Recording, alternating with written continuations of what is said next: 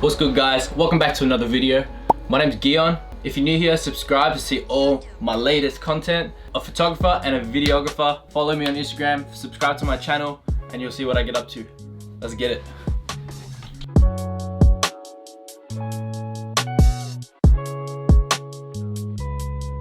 All right, let's get right into the unboxing now. Pulled a little sticky.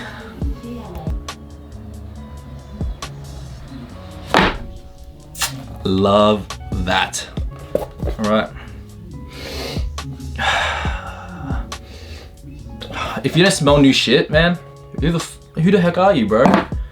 Ooh. I've never had an Elite controller before, so I didn't even do the Series 1. So I came from this to this, so this is big deal to unpackage this shit. This is a nice case. It's quite weighty too. Very nice case, actually. All right, anything else in here? What do you reckon? Nice. What do we got in here?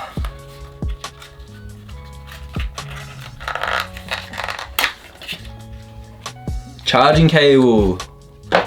Love to see. So one of the features on this controller is that they've changed it to Type-C, which is amazing. Now I won't struggle to plug the charger into the controller, which is the worst thing ever. Also, it's made out of like some really durable cord material. Love it, love it, love it. All right, this must be, it's like a little how-to. It's like a contents package.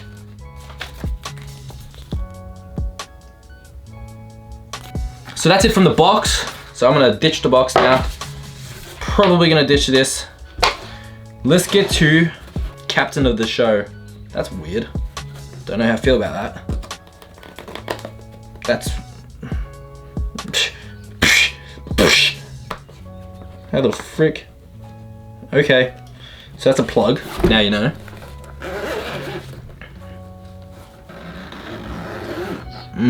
Fresh zip. Love that.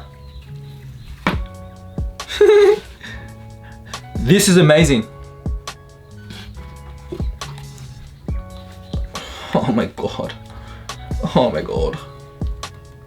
I'm about to cry. This is so amazing, dude. It's strangely feels smaller. That makes no sense. For some reason it feels smaller. I don't know what it is.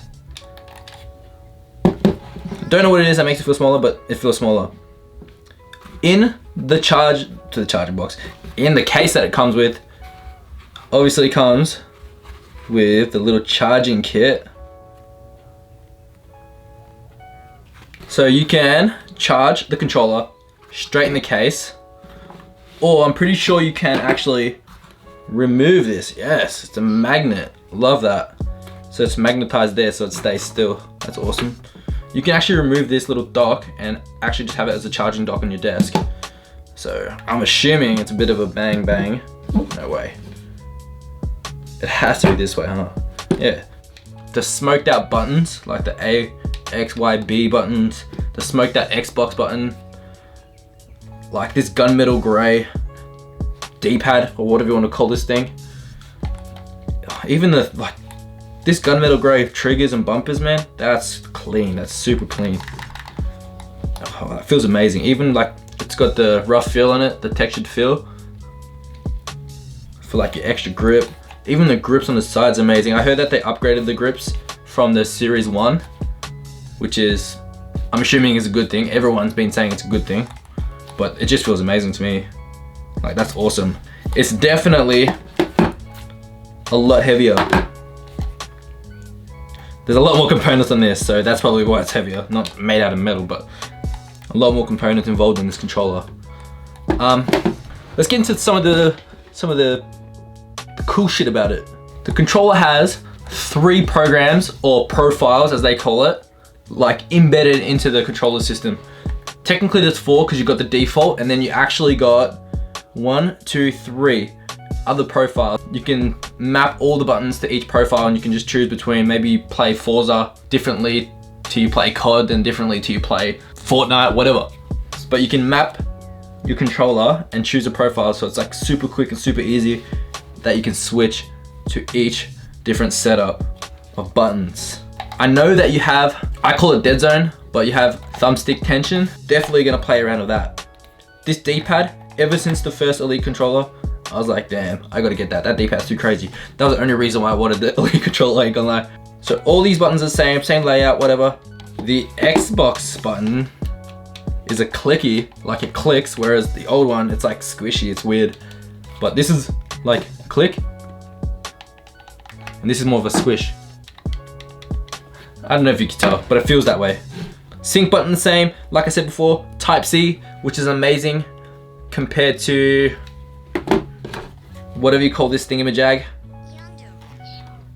Same inputs on the bottom of the controller.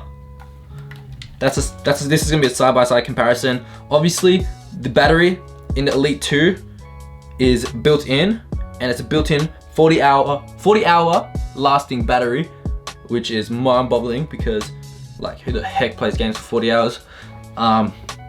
Great upgrade.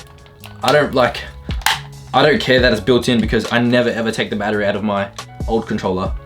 You've also got the settings, which is the trigger settings here. And you got these two little, what do you call them, switches that can switch the travel distance of your triggers. So you got the full travel, which is like amazing for racing games. You got half travel, which means it's gonna half click. And then you got like, what would you call it? I don't know, I'm gonna call it trigger finger. So your little trigger finger setting. So it's like really short, you can spam that shit like crazy. I don't know what I'll use these for exactly, but here it is. Those little buttons here control the travel distance of your triggers. Paddles, this is something I'm new to. I've never ever used paddles before. I don't know if I will. I'll definitely give it a crack. Basic paddles, just like you get the ones on the SCUF controllers and things like that. Just the basic paddles. Definitely a bonus. Coming from no grips at all, my hands are hella slippery on this controller. So having grips, like my fingers are just stuck here because I play claw. Man, I'm gonna be a crazy gamer. Nah, I'm just playing. These thumbsticks are magnetized, so they just pop out like that.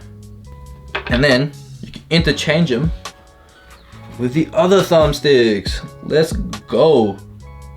A tall thumbstick, which would be kind of the idea that you usually go when you wear a Control Freak. It's still not as tall, but when you wear a Control Freak on your controller, that's kind of the idea that's going on there. I personally do use a Control Freak. I used to have a Control Freak that actually had this same type of shape on it, the mushroom finish, like the bulge. I tried it out. I didn't, honestly, personally, I didn't like it. I kind of like the concave one.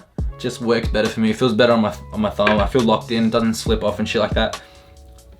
Personal opinion. The additional D-pad, which is just like the regular one, which replaces this one via magnets as well. So that just pops right in. Overall, I love this unboxing experience. To me, this is $250 AUD, Australian dollar. And just by the unboxing part of it, seems like they put a lot of effort into presenting the controller, designing it, making the aesthetics just right for all the people out there that want a game on the craziest controller out there.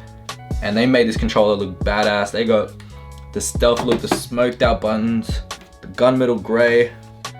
Man, that's, to me, just by the unboxing of it and looking at it for the first time ever, coming from a standard controller to an Elite controller is like a huge jump.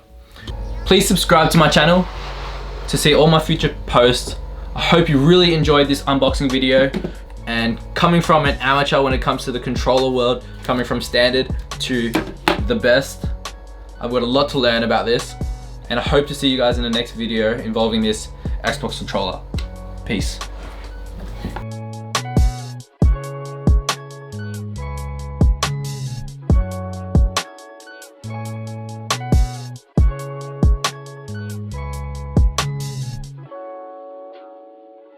GYONBROUGE.